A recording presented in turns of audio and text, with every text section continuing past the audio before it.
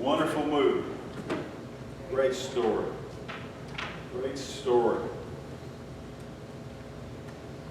And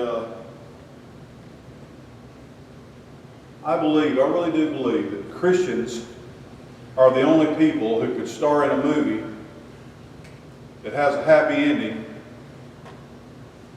and a funeral at the end. Believe that. Believe that. Okay, Andy, let's look at Romans 13 for a little bit.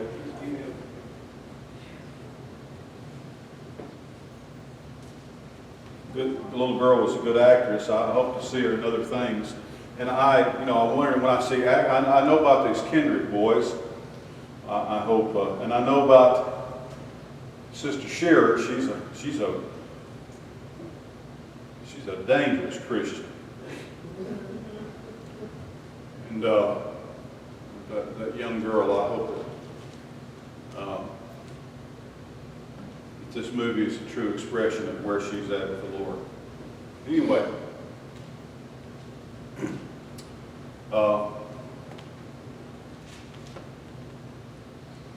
this is the passage. Romans 13 is where Paul tells the Roman Christians to have regard and respect for the Roman emperor and the Roman Empire and the soldiers and the Roman government.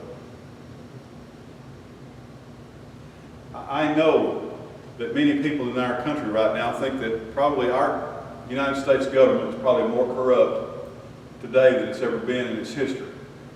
That's not, or more corrupt than any other government that ever has been, but that's not true. The Roman government was awful. The Roman emperors were always insane, with a capital I, completely insane. And they were murderous and greedy, and the empire was corrupt and immoral. At the same time, God used the Roman Empire like a tool. He played it like a fiddle. It was very important that the Jewish people not simply just take Jesus outside the city walls and stone him like they did Stephen.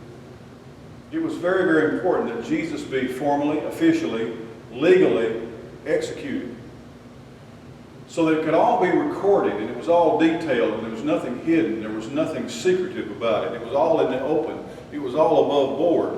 It was all official. Well, they started out unofficially. He shouldn't have been arrested at night. The temple guard sent by Caiaphas should not have been able to arrest a member of the Hebrew community at night in the darkness. And they brought him to the house of Caiaphas and unlawfully interrogated Jesus and mistreated him. But when they got into the house of Pilate, everything was followed to the letter of the law. And so we have this record in this history. And also, there was a Roman guard placed at the tomb of Jesus after he was buried. Everything was in place and everything was perfect. Some people were just about to flog the Apostle Paul to death. And just before they started, he said, "I'm really amazed you're going to do this to a Roman citizen." They said, what? And even though Paul was often mistreated and imprisoned and ultimately was beheaded by the Roman Emperor Nero, the way the gospel was, if you'll read the last verses of the book of Acts, it says that while Paul was in Rome awaiting trial, they put him in a house of prison. And he was able to preach there for the next 2 years, and the gospel was unhindered. He was just like they ignored him for 2 years. He was fed meals, and he was kept there, had a roof over his head. He was allowed to heal. And there are many who believe that he had 2 years for his accusers to come to Rome and officially and formally accuse him before, as a Roman citizen, he could appeal to Caesar, and he did. So when he appeared before Caesar, his accusers had to be there with him and to publicly accuse him before Caesar. If they didn't show up, the case would be thrown out. There are many people who believe, Paul mentioned that he believed God wanted him to go to Spain. If you talk to Spanish Christians or people from Spain, they will take you to places over there where they say this is where Paul the Apostle preached the gospel, in Spain. And believe that he also went to the UK, to the British Islands. And so it's thought that the reason the book of Acts says that he preached the gospel unhindered for the next 2 years is because that is the grace period, which is, I don't believe, there's a possibility that his accusers didn't show up. They threw the case out. He went to Spain, went to Britain, and then came back through, and he was passing back through Rome again, that he was arrested. Possibility. The Bible doesn't say anything about those things. But let me tell you something. I believe we know more about what politicians do every day than we ever have before. If you think that all of a sudden we have some crooked people that are in government, and they were all really, really, really good people before now, that's just not true. All you have to do is just study a little bit of U.S. history and just world history and find out. Think of a time when a politician could do almost anything that he wanted and nobody would ever know about it. Think of a time when it wasn't popular to tell on each other to get political points. And that is one thing that's different these days. They used to all cover up for each other. How many, let me just, and I don't mean to smear one particular person, because actually I have admiration for this person. And respect, and always I feel like that he had an important place in history. But how many people in Washington do you believe, how many people in Washington do you believe knew that John F. Kennedy was being unfaithful to his wife? How many people do you think knew that? You think the press knew it? You think that congressmen knew it and the senators knew it? Everybody knew it. But it was during a time when Republicans were not going to tell anybody, and Democrats were not going to tell anybody, and the press really had no interest in exposing immorality in the presidency. But since that time, it has become popular, and now everybody's telling on everybody. Is everything they're telling the truth?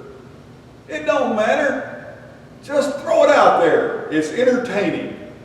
And it doesn't have to be true. You don't even have to find out if it's true or not, just as long as somebody said it somewhere, and then we can say, well, who said that? Say, well, we got to protect him because he might be in danger. If we tell you who said that. Well, if you're going to run for public office, if you've ever put any shoe polish on your face, you might as well forget it. You're done. I remember one Halloween, I don't know what possessed me, or if I was possessed at all, but I thought that I would go trick-or-treating as Adolf Hitler. I really did that. Had a gray shirt on, black armband, swastika, slicked my hair over to one side and painted me a little mustache over there, and then I went over to Gary Darwin's house. We were going to go trick-or-treating together. I had forgotten that his father had recently remarried a German woman. Yeah. So I walk in, I'm thinking, I don't think I thought all this all the way through. She said, oh, I'm Nazi. And so she didn't think I had my hair quite right, nor my mustache, and so she really helped me out a lot. I was mortified. I was only like 12, 13 years old, but I was old enough to think, this is really dumb.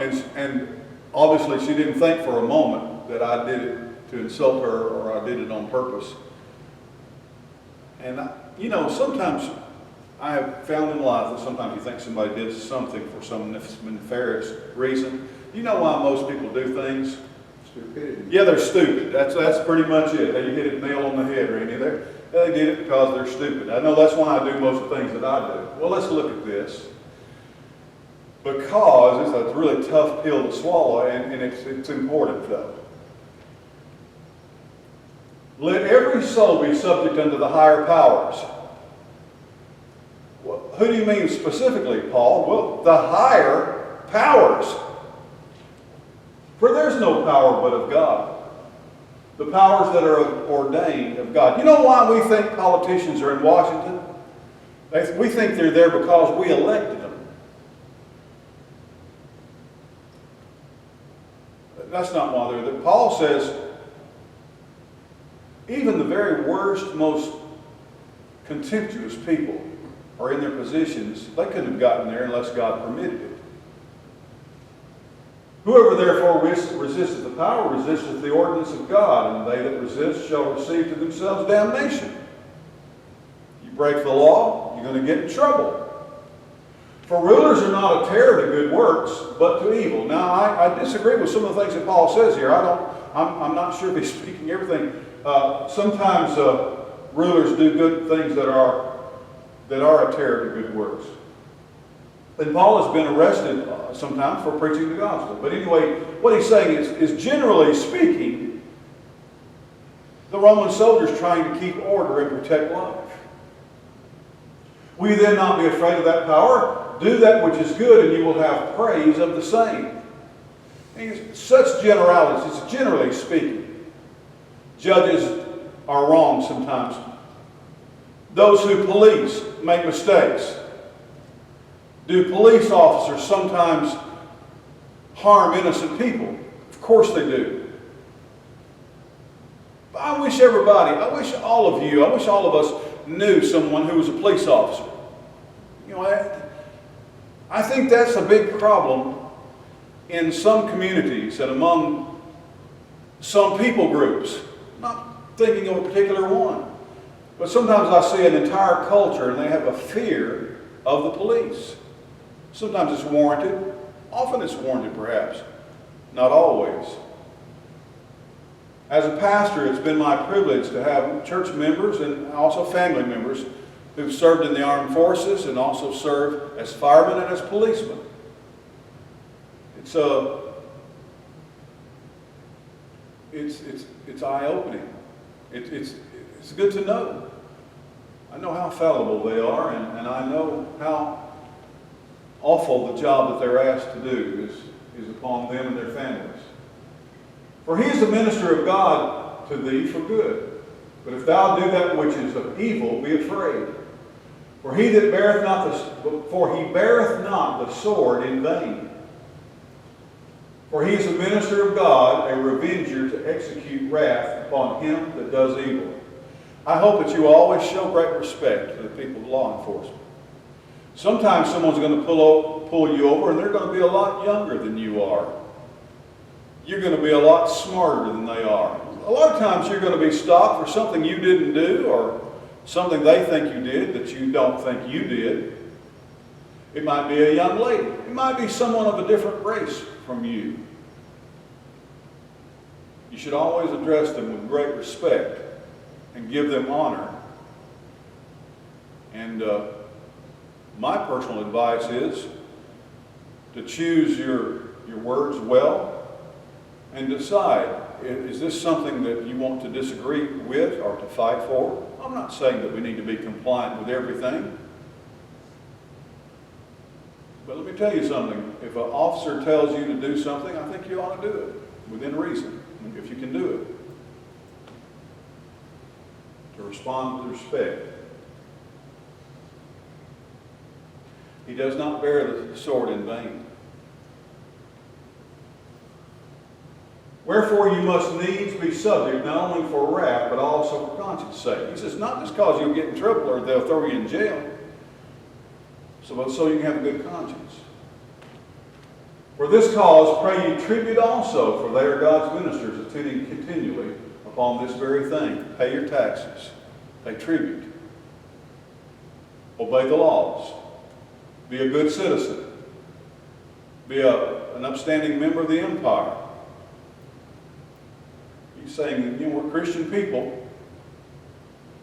He's already mentioned to us in this letter that we're not obligated to keep the law, even the law, Mosaic law, the laws of man. He says, you know what? The laws of God are still godly. and the laws of man require our respect. Take verse 7 up at the top there, Andy. Render no man anything but to love one another, for he that loveth another hath fulfilled the law. Sometimes it is accused that Paul is actually the creator of Christianity instead of Jesus. That more of the things that we do and the things that we follow and the beliefs that we hold came from the Apostle Paul than from Jesus. That is not true. If you do a careful study and go through and find in the writings of Paul how much of the teachings of Jesus are in Paul's writings, you will see that the things that Paul believed are the teachings of Jesus, and this is the very prime example. He says, Jesus said this about the law of God, the law of Moses. Love fulfills the law.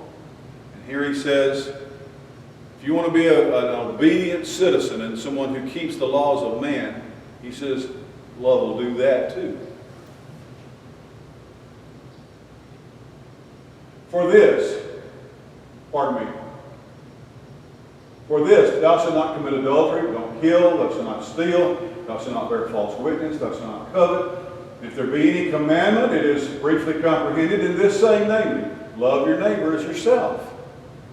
Jesus also taught this. It was not original with Jesus. Love worketh no ill to his neighbor, therefore love is the fulfilling of the law. And that knowing the time, that now is high time to awake out of sleep, for now is our salvation nearer than when we believed.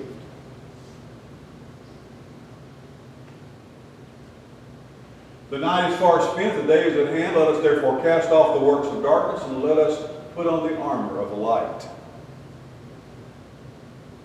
Let us walk honestly as if we were in the day, not rioting in drunkenness, not in chambering and wantonness, not in strife and envying.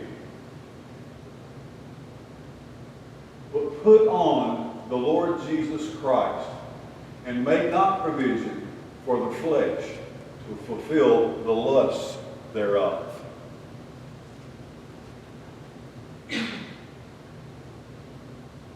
He says, put on the armor of light. And then, in 2 verses later, he says, put on the Lord Jesus Christ. He is our armor of light. It's like dressing ourselves in Jesus. He's our armor. Yes, there are going to be misappropriations of the law. There's going to be malfeasance of every kind imaginable. There are going to be lawbreakers and law haters who are in office.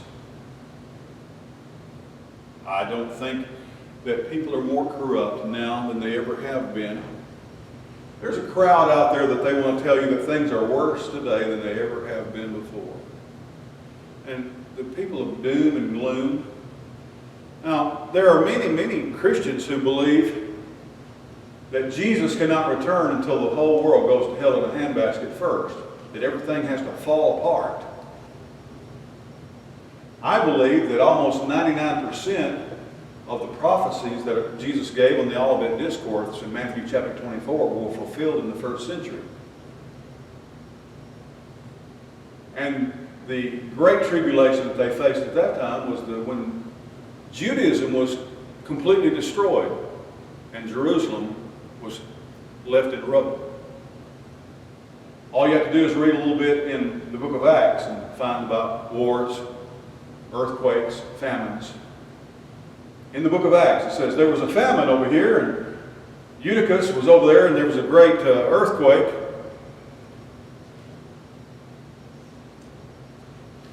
There is nothing in the historic record that says today that things are worse and getting worse and worse and worse. But there are many people who believe, well, we've got to believe that it's getting worse all the time, because if we don't believe it's going to get so bad and then Jesus is going to come back. There's also, and it's not commonly held these days, a belief that the Great Commission is actually going to prevail, that Jesus is really going to succeed, that the power of God and the work of God is, yes, on earth, going to succeed. It's going to be victorious. It will win out. Paul has told us that his belief concerning the Jews is that there's going to come a time in human history when all the Jews are going to be saved. They're going to be saved by the Messiah, by Jesus. Back in the mid-1800s on up to the beginning of the 20th century, that very commonly held among many, many Christians that things were going to get better and better and better until Jesus finally would come to reign over it all. And what I mean by better and better is that the church would grow, the gospel would spread, people would be saved. Let me tell you what John saw in the book of Revelation. He says that God took him up to heaven and he showed him the people who were saved out of great tribulation. He didn't say the great tribulation. He's not talking about a 7-year period. He's talking about through all the turmoil and all of the trouble. And yes, Jesus said in the world you're going to have tribulation. He said you're going to have it. Is there going to be a great tribulation? Listen to what I'm saying. Jesus said you're going to have tribulation. And yes, sometimes it's going to be great. And it's not going to be just for 7 years. It's going to be from starting right now until the end of time. The Apostle John said, God said, he saw these people in heaven. He saw in the future these people in heaven. I'm going to tell you, I'm going to leave him something out here, but I'm going to fill it in here in a minute.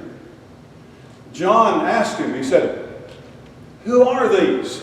And he said, these are they who came out of great tribulation and have washed their robes in the Lamb's blood. You know what John said he saw? This is the blank. A multitude which no man could number. Now we've got 7.5 billion people living in the world today. And if we had them all in this room, it'd probably look like a lot of folks. 7 billion people. Talking about planet Earth, 7.5 billion people ain't many folks. If you took them all and stood them where they could reach out and have plenty of room not to touch each other, every single person that's in the world today could stand up and not have to touch each other in the city of Jacksonville, Florida. Just in the city limits. All the people in the world that live right now. And if you looked at a bunch of people, even somebody who was a fisherman who counted fish for a living, John, how many folks is that in the world? He said, well, that's got to be about 7 billion people. So that's a bunch of folks. But how many did you see in heaven? He said, man, it was a multitude which no man could number. That's how many people is going to get saved through this whole time. It leads me to believe that it's more than 7 billion or 8 billion or 10 billion or 100 billion. But God's doing something that's going to involve saving more people than John could possibly imagine ever counting, or a number that he couldn't fathom. He saw them. It's not that this is a really good possibility here, John. Take a look at it. This could actually happen. No, he said, no, this did happen. This is them. There they are. They're saved. You're in the future, and you're seeing this. This happened. This is not something that might happen or could happen. A multitude which no man can number washed their robes in the blood of the Lamb. There is a philosophy, and I've shared with you that I differ with it, that ultimately everything about Christianity and everything that Jesus said is ultimately just going to crash and burn. It's going to fail. It's not going to work. And the only thing that's going to save us from any of it is Christ's return. Don't believe that for a minute. Don't believe any of that. Jesus told his disciples, he said, I want to tell you something. He said, let me tell you something. Listen real careful. He said, all power is given to me in heaven and in earth. Go tell everybody. Go tell everybody in the world. And he says, when everybody in the whole world has heard this story, then we'll close things down. He said, we're going to get this job done. Here's the Great Commission. And it's going to happen too. He says, you know what? I guarantee it. I guarantee you. I am betting my return upon the idea that salvation, God's plan of salvation is not going to fail. It's going to succeed beyond anybody's imagination. The will of God, the work of God, the plan of God. It's not going to come unraveled and turn to darkness and everything turn to corruption and be a dramatic failure. Jesus is going to be victorious in the end. Everything that he said is going to come true. And when human history is done, people are not going to look back and say, well, God had some really good ideas. It's a shame that none of them worked out. It's all going to work out. You know why the Bible says that every knee shall bow? It says every knee shall bow and every tongue shall confess that Jesus Christ is Lord, to the glory of the Father. That is what we're heading toward. You see, a lot of people believe that everything's just going to go to hell, and then we're going to get to heaven, and then Jesus is going to stand up there and say, okay, all of y'all, I'm going to make you proclaim me King of Kings and Lord of Lords. That's not what it says at all. I believe it's going to be willful, spontaneous. I believe it's going to happen. That when everything on human history is done, when you look around at all that multitude which no man could number, and beyond that, people are going to say, He is Lord. He is Lord. Not because they've been forced to, or they've been made to, or that there's some kind of divine sword on their neck. It's going to be the only conclusion possible. I believe that. I believe that. I post, every once in a while I get a tired on my Facebook page. I'll list about 8 or 10 different things saying, you know, there's not as much cancer as there used to be. The earth is greener than it used to be. Our water on the earth is cleaner than it ever has been before. There are more species that are coming to pass. No, the polar bear is not dying off. He's doing very well, thank you. There are more polar bears than have been in the history of the world. The ice caps, yeah, they're melting over here, but they're freezing up more than they've ever frozen up over there. Yeah, it's hot in October. It's been hot in October before. Right. And you know who gets mad at me? Christians. Because they say, quit all that upbeat pessimism, all that optimism and all that. I tell them, no, Chicken Little, the sky ain't falling. Jesus is Lord. Because in their theology, they believe that everything has to be awful before Jesus can come back. Well, that's not true at all. He's going to win. He's going to prevail. The plan is going to succeed. God's going to be glorified. When everything is said and done, every tongue is going to have to be silent because they have to look up there and say, you know what? He was right all the time. We should have chosen him. He is the one. Every knee shall bow. It's going to be spontaneous. People aren't going to have to say, all right, everybody now, on your knees. They're not going to do that. They're going to see the Father. And in view of all of human history, every single person is going to be fully convinced and persuaded and sure that God was always right. His plan was always true. He was always good. And His will has been accomplished. He is the Alpha and the Omega. He's the beginning. He's the end. He's the great I am. They're not going to say, well, I really don't like Him and He really was such a sorry God, but I've got to bow my knee here because they're making me do it. That's not going to be it at all. Everybody's going to look around and see the evidence and say there would be an inescapable conclusion that everything that God told us is true and that we should have believed Him and trusted in Him all along. There's not going to be any contempt, no disagreement, no doubters. Everybody will see the unarguable conclusion that you and I have been permitted to see even now. All right? I hope you have a good week. Lord, I hope I have a better week this week than I did last week. My wife got older. We both came in about 5, she came in about 3 or 4 or 5 o'clock, and I was already in bed. She came crawled in bed.